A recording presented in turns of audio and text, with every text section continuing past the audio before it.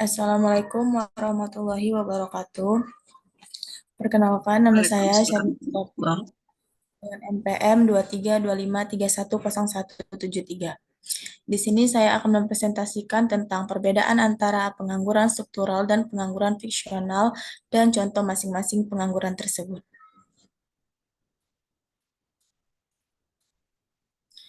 Definisi pengangguran struktural dan pengangguran fiksional.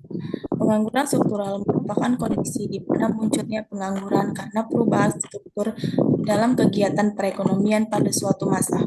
Hal ini terjadi ketika kemunduran ekonomi pada industri atau perusahaan yang disebabkan karena adanya tingginya persaingan usaha. Sementara pengangguran fiksional adalah pengangguran yang terjadi sebagai hasil dari pekerja yang mencari pekerjaan baru.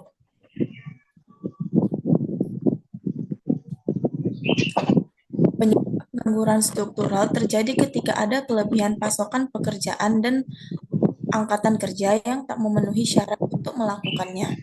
Sementara itu, pengangguran fungsional terjadi karena angkatan kerja ingin mencari pekerjaan yang lebih layak dari sebelumnya, baik dari upah, lingkungan, dan lainnya.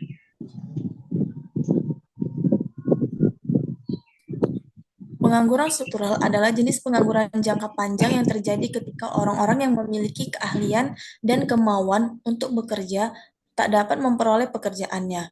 Kurangnya pekerjaan yang sesuai untuk mereka muncul karena kondisi pasar dan bukan karena keengganan mereka sendiri. Di sisi lain, pengangguran fiksional dianggap sebagai kondisi sementara. Hal itu berarti ada kemungkinan di masa depan para pekerja mendapatkan pekerjaannya. Karena pengangguran struktural adalah akibat langsung dari siklus ekonomi, para ekonom dan analisis menanggapinya dengan sangat serius. Jika tak diatasi, jenis pengangguran ini dapat berlangsung selama bertahun-tahun, bahkan puluhan tahun, dan dapat meningkatkan tingkat pengangguran suatu negara. Untuk itu, perlu peran pemerintah dalam mengatasi pengangguran struktural. Di lain hal, karena bersifat sementara. Pengangguran fiksional tak membebani pemerintah karena pada dasarnya pengangguran ini terjadi akibat individu ingin melanjutkan ke karir yang lebih baik lagi. Hal ini merupakan pertanda baik bagi perekonomian. Contoh pengangguran struktural. Ketika peralihan perekonomian dari sektor perkebunan ke sektor industri. Masyarakat yang ingin bekerja di sektor industri sulit bekerja karena mereka terbiasa bekerja di sektor perkebunan sehingga harus menyesuaikan diri bila ingin bekerja di sektor industri. Contoh pengangguran fiksional. Berikut ini ada beberapa contoh pengangguran fiksional yang dapat ditemukan dalam lingkungan sehari-hari. Yang pertama, baru lulus. Mereka yang baru lulus dari sekolah menengah maupun sarjana tidak selalu langsung mendapatkan pekerjaan dengan mudah. Mereka harus melakukan usaha-usaha tertentu, seperti mencari pekerjaan hingga memasukkan lamaran di berbagai tempat. Yang kedua ada pengunduran diri. Contoh pengangguran fiksional berikutnya adalah pengunduran diri yang dilakukan karyawan karena alasan personal, misalnya sakit, hamil, dan lain sebagainya. Hal ini menyebabkan karena tidak bekerja untuk sementara waktu sebelum mencari atau berhenti. Yang ketiga ada transmisi sementara. Orang yang berpindah tempat dari satu kota ke kota lain dapat menjadi contoh pengangguran fiksional. Pasalnya, kepindahan tersebut membuat orang yang bersangkutan tidak dapat langsung mendapatkan pekerjaan. Mereka membutuhkan beberapa waktu untuk mendapatkan pekerjaan yang baru di kota tersebut. Yang keempat ada berhenti bekerja. Contoh pengangguran fiksional yang selanjutnya adalah karyawan yang berhenti bekerja. Mereka memutuskan untuk berhenti bekerja demi mencari pekerjaan yang lebih baik. Kesimpulannya, pengangguran struktural adalah akibat langsung dari pergeseran perekonomian, termasuk perubahan teknologi atau penurunan suatu industri. Sedangkan pengangguran fiksional melibatkan orang-orang yang berpindah antar pekerjaan. Ini tidak ada hubungannya dengan siklus ekonomi dan bersifat sukarela. Maka dari itu, sebagai pihak harus saling bekerja sama, bahu-membahu, mencari solusi bersama, karena pengangguran adalah tanggung jawab bersama. Membuka lapangan pekerjaan atau berwirausaha bisa menjadi solusi untuk mengurangi tingginya angka pengangguran dalam masyarakat. Sekian dari presentasi saya. Untuk teman-teman, saya silakan memberikan pertanyaan atau saran. Oh, izin bertanya, Kak. Silakan, Kak. Baik, terima kasih sebelumnya kepada Kak Rina yang telah mempresentasikan mengenai pengangguran friksional dan struktural. Jadi saya ingin menanyakan Kak, apa sih yang menjadi solusi untuk mengurangi pengangguran struktural tersebut Kak? Kemudian, apakah ada contoh gitu di mana situasi yang bagaimana gitu yang pengangguran struktural itu dapat terjadi gitu Kak? Terima kasih. Baik, Kak. Selanjutnya,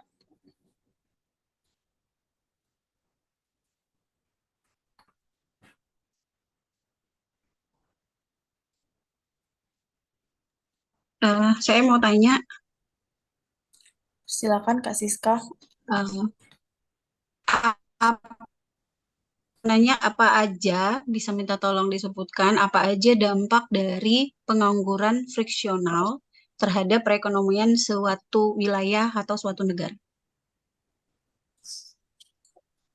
Baik, Kak. Terima kasih. Selanjutnya, Selamat siang Kak Syarina. siang, Kak. Ini saya mau bertanya tentang kebijakan apa yang diambil oleh pemerintah Indonesia untuk mengatasi pengangguran. Terima kasih Kak. Baik, Kak.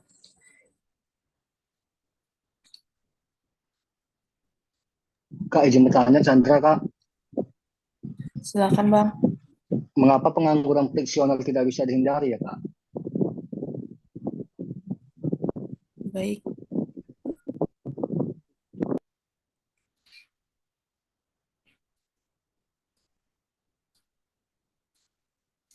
Saya akan menjawab pertanyaan dari Bang Chandra. Mengapa pengangguran fiksional tidak bisa dihindari? Karena memang pencari kerja dan penyedia lowongan kerja akan selalu menjumpai jeda waktu yang membuatnya sulit untuk saling bertemu. Selain itu, keterbatasan informasi serta syarat yang ada di lowongan kerja juga menjadi hambatan bagi pencari kerja untuk mendapatkan pekerjaan yang diinginkannya.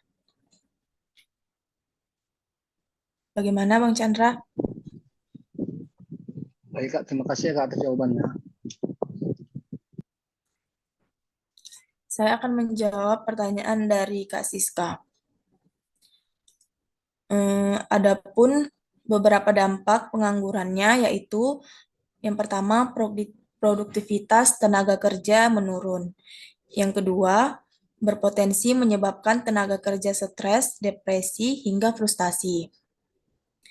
Yang selanjutnya, produktivitas tenaga kerja yang menurun bisa menyebabkan kerugian ekonomi. Bagaimana Kak Siska?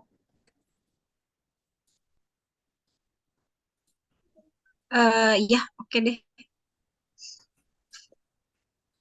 Selanjutnya saya akan menjawab pertanyaan dari Kak Dini, kebijakan apa yang diambil oleh pemerintah Indonesia untuk mengatasi pengangguran?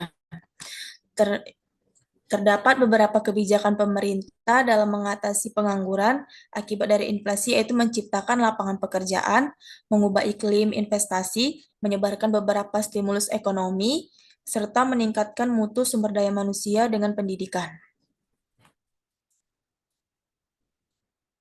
Selanjutnya, saya akan menjawab pertanyaan dari Kak Putri. Cara mengatasi pengangguran struktural yaitu yang pertama menambahkan mobilitas modal serta tenaga kerja, yang kedua mengadakan pelatihan kerja menyesuaikan formasi kerja yang tersedia, yang ketiga meningkatkan minat daya beli masyarakat terhadap produk lokal, yang keempat mendirikan industri padat karya dengan melibatkan tenaga kerja yang banyak, selanjutnya menyukseskan pembangunan berbagai proyek umum yang dijalankan pemerintah. Pengangguran struktural ini juga dapat terjadi di bagian tertentu dalam sektor ekonomi. Contohnya, yakni perubahan komposisi tenaga kerja, resesi ekonomi, relokasi, perindustrian, dan lain sebagainya. Mungkin itu yang bisa saya jawab, Kak Putri. Apakah bisa diterima? Cukup Kak. Baik, terima kasih Kak Rina. Baik, sekian dari presentasi saya. Lebih dan kurangnya saya mohon maaf. Assalamualaikum warahmatullahi wabarakatuh. Waalaikumsalam warahmatullahi wabarakatuh.